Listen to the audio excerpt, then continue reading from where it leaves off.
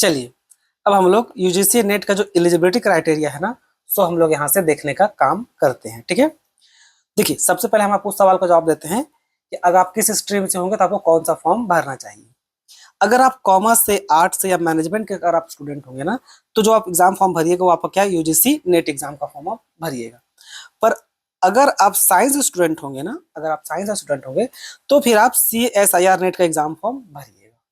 ठीक है, अब यहाँ से जो हम वीडियो में जो डिटेल में जो बताने वाले हैं ना, वो केवल आपका कॉमर्स, आर्ट्स और मैनेजमेंट सबका स्टूडेंट के लिए है।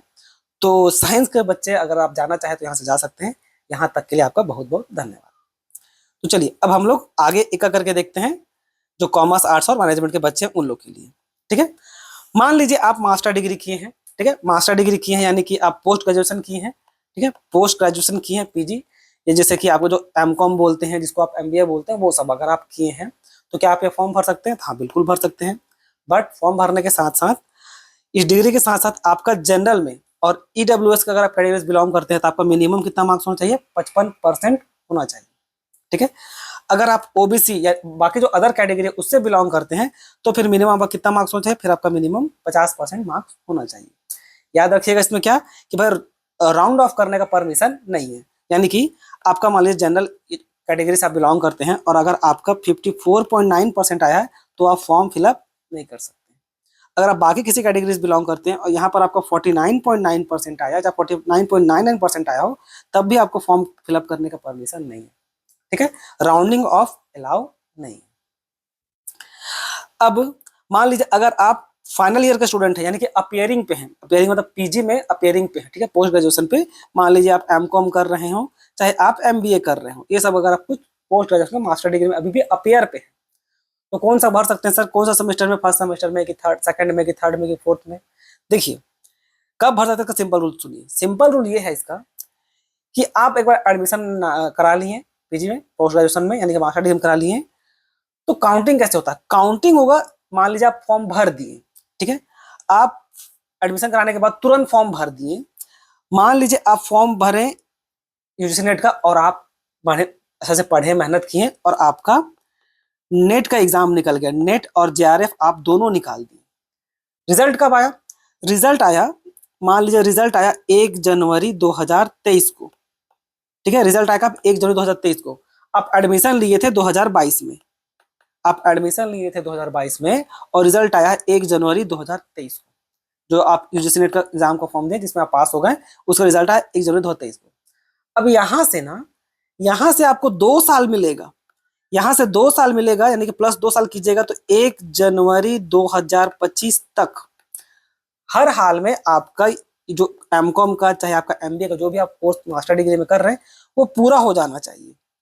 किसी भी कारण से, किसी भी कारण से अगर आप 2022 में एडमिशन लिए, अगर आपका एग्जाम डिले हो करके ये डेट अगर क्रॉस कर गया ना, इस डेट को अगर आप पार कर गए, 1 जनवरी 2025 को पार कर गए, तो फिर आपका ये जो रिजल्ट जो आप जिसमें आप पास किया, जो आपको सर्टिफिकेट मिला था, फिर वो किसी काम का नहीं रहेगा, फिर वो वैल्यूलेस हो जाएगा, वो कैंसिल कर दिया जाएगा। तो आई होप आपको ये भी समझ में आ गया होगा कि अगर आप अपेयरिंग बेसिस पे हैं तो आप कब भर सकते हैं। आप भर कभी भी सकते हैं, पर याद रखिएगा आपको ग्रेजुएशन अगर आप एक बार रिजल्ट आ गया, अगर आप पास कर गए, तो अंडर 2 साल में, रिजल्ट आने का 2 साल में ही आपको वो कंप्लीट करना ही पड़ेगा। फिर कोई एक्सक्यूज नहीं सुना जाएगा, चाहे यूनिवर्सिटी का ही क्यों ना गलती हो, चाहे आपका यूनिवर्सिटी कितना एग्जाम डिले की हो। ठीक है, अच्छा अभी क्या हो रहा है कि मैक्सिमम बच्चे लोग 4 साल का ग्रेजुएशन का कोर्स करके निकल रहे हैं, तो क्या वो लोग एग्जाम फॉर्म को भर सकते हैं? बिल्कुल भर सकते हैं। बट कंडीशन क्या है सुन लीजिए। अगर आप 4 साल का कोर्स कर रहे हैं तो अगर आप जनरल कैटेगरी से हैं तो आपको भाई 75% मिनिमम मार्क्स आना चाहिए, और अगर आप बाकी कैटेगरी से बिलोंग करते हैं तो यहाँ पर आपका 70% मार्क्स मिनिमम होना चाहिए। सेम राउंड ऑफ अलाउ यहाँ पर भी नहीं है। क्लियर है? अच्छा, क्या ये बच्चे सारा फॉर्म भर सकते थे? जब एग्जाम का फॉर्म आप लोग भरते हैं ना, तो उसमें 3 कैटेगरी रहता है। एक होता है आपका, एक रहेगा, एक सेकेंड ना, बंद हो गया, थोड़ा सा रुक जाइए। एक रहता है आपका नेट का, एक रहता है आपका JRF का, एक रहता है आपका PhD का। ठीक है, तो जो यूजीसी नेट एग्जाम का फॉर्म जो 4 साल का बच्चा जो ग्रेजुएशन कोर्स करने के बाद जो भरने की कोशिश कर रहे हैं, वो केवल JRF और PhD के लिए अप्लाई कर सकते हैं। ठीक है, केवल JRF और PhD के लिए। वो असिस्टेंट प्रोफेसर यानी कि नेट का डिग्री के लिए वो अप्लाई नहीं कर सकते। नेट का डिग्री क्या काम आता है? किसी कॉलेज में जाके पढ़ाने के लिए मिनिमम क्वालिफिकेशन है नेट का डिग्री, ठीक है, वो मिनिमम क्वालिफिकेशन है, जितना ज्यादा रहेगा वो आपके लिए अच्छा है। मिनिमम क्वालिफिकेशन है कॉलेज में जाकर पढ़ाने के लिए वो नेट का डिग्री, और इसको आप अप्लाई नहीं कर सकते। इसको आप कब अप्लाई कर पाइएगा? जब आप अपना मास्टर डिग्री कंप्लीट कर लीजिएगा, मास्टर कंप्लीट कीजिएगा, ठीक है। एज लिमिट क्या रहेगा? मान लीजिए आपको केवल जेआरएफ के लिए भरना है, ठीक है। मेन तो हम लोग को पैसा से मतलब होता है, सबको पता है भाई, रिसर्च में हम लोग को मेनली जेआरएफ का पैसा से मतलब होता है, ठीक है।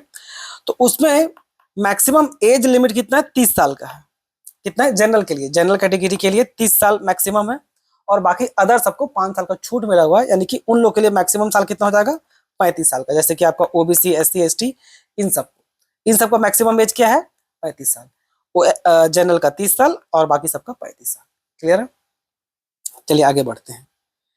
और अगर आप केवल असिस्टेंट प्रोफेसर के लिए, अगर आप मान लीजिए मास्टर कंप्लीट कर लिए और केवल अगर आप नेट के लिए अप्लाई करना चाहते हैं, केवल नेट के लिए अगर आपको अप्लाई करना है, केवल नेट के लिए अप्लाई करना है, तो उसके लिए फिर कोई एज लिमिट नहीं, कभी भी आप दे सकते हैं।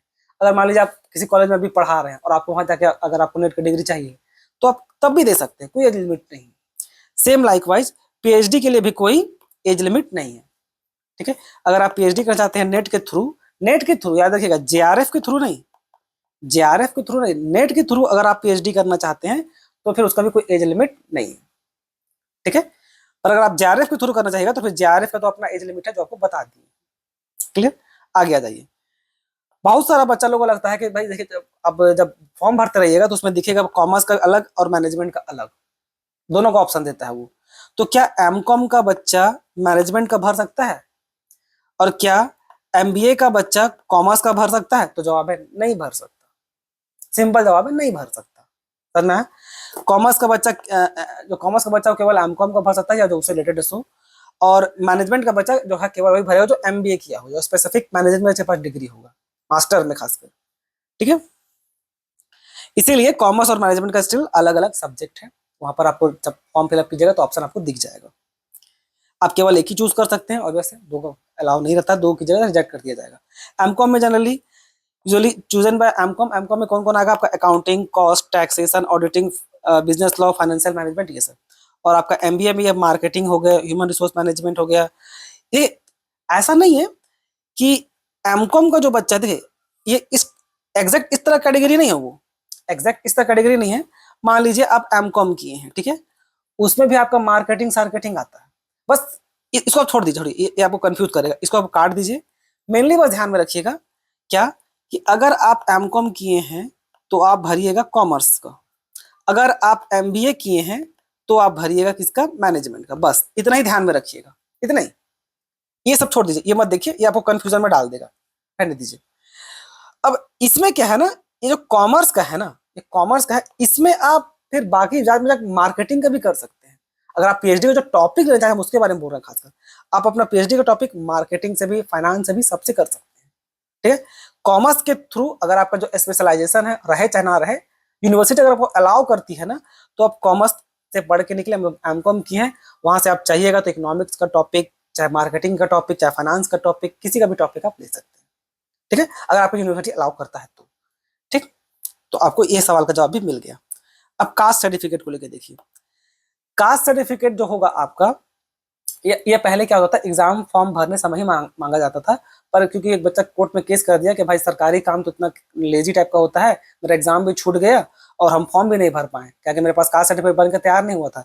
तो अब क्या होता है ना, कि कास्ट सर्टिफिकेट फॉर्म फिलअप करने समय आपसे नहीं मांगा जाएगा। कास्ट सर्टिफिकेट आपसे फॉर्म फिलअप करने समय नहीं मांगा जाएगा। आप जब एडमिशन लेने जाइएगा कॉलेज में जब आप एडमिशन लेने जाइएगा, किसके लिए? जेआरएफ के लिए या नेट के लिए, उस समय आपसे डिग्री, इस समय आपसे कास्ट सर्टिफिकेट मांगा जाएगा। और कास्ट सर्टिफिकेट भी आपका किस तरह चाहिए? सेंट्रल लिस्ट से बना होना चाहिए, ठीक है। जो भी आपका कास्ट है, चाहे एससी, एसटी, ओबीसी, जो भी आपका कास्ट है, वो आपका रिजर्वेशन आपको मिल रहा है, उसका सर्टिफिकेट आपके पास एडमिशन टाइम होना चाहिए। क्लियर? ये भी हो गया। हाँ, अगर फेक सेक दीजिएगा तो ऑब्वियस नो डाउट रद्द कर दिया जाएगा। अच्छा, कब कब एग्जाम होता है बच्चों? एक एग्जाम होता है आपका, साल में 2 बार एग्जाम होता है यूजी नेट का, एक जून में और एक दिसंबर में। अब ये हमेशा थोड़ा ऊपर नीचे होते रहता है, डेट थोड़ा डिले हो ही जाता है, ठीक है। तो जो मेन जो टाइमिंग है वो जून का है और एक दिसंबर का है, एक साल में 2 बार होता है। अच्छा, फीस क्या है? जनरल का फीस है इतना 1150। आपका ओबीसी और ईडब्ल्यूएस का फीस कितना है 600, एससी एसटी का 325 और थर्ड जेंडर ये नया आया है इसका भी 325, ठीक है। अच्छा, एग्जाम पैटर्न कैसा रहता है? एग्जाम पैटर्न दो में रहेगा, एक रहेगा पेपर 1 और एक रहेगा पेपर 2। पेपर 1 आप किसी भी चीज से रही, चाहे आर्ट्स का कोई भी चीज से रही, आर्ट्स कॉमर्स किसी भी चीज से रही, ये सबके लिए कॉमन, सबके लिए कॉमन, कॉमन फॉर ऑल, ठीक है। इसमें 50 क्वेश्चन रहेगा, जो आपका एक क्वेश्चन पे आपको 2 मार्क्स मिलेगा। इस हिसाब से कितना मार्क्स हो गया टोटल? 100 मार्क्स का, ठीक है ना। ये मेनली आपका टीचिंग एप्टीट्यूड जो होता है ना, उस टीचिंग और क्वांटिटेटिव एप्टीट्यूड को लेकर या रिसर्च एप्टीट्यूड को लेकर के आपको एग्जाम में इसका सिलेबस आराम से मिल जाएगा, मतलब नेट में सिलेबस मिल जाएगा। पेपर 2 में ये आपका सब्जेक्ट स्पेसिफिक होता है। जैसे आप कॉमर्स लिए तो केवल कॉमर्स से इसे क्वेश्चन पूछा जाएगा, यानी कि 100 क्वेश्चन रहेगा, एक क्वेश्चन 2 मार्क्स का, इस हिसाब से 200 नंबर। अगर आप एमबीए लिए हैं तो एमबीए का सिलेबस अलग से होगा। अब अगर आप इकोनॉमिक्स लिए हैं तो इकोनॉमिक्स का सिलेबस अलग से होगा। अगर आप हिस्ट्री लिए हैं तो उसका सिलेबस अलग से होगा। आर्ट्स बोलते हैं, इंग्लिश लिए हैं तो इंग्लिश का सिलेबस अलग से होगा। तो वो सब्जेक्ट स्पेसिफिक होता है। क्लियर है? आगे बढ़िए।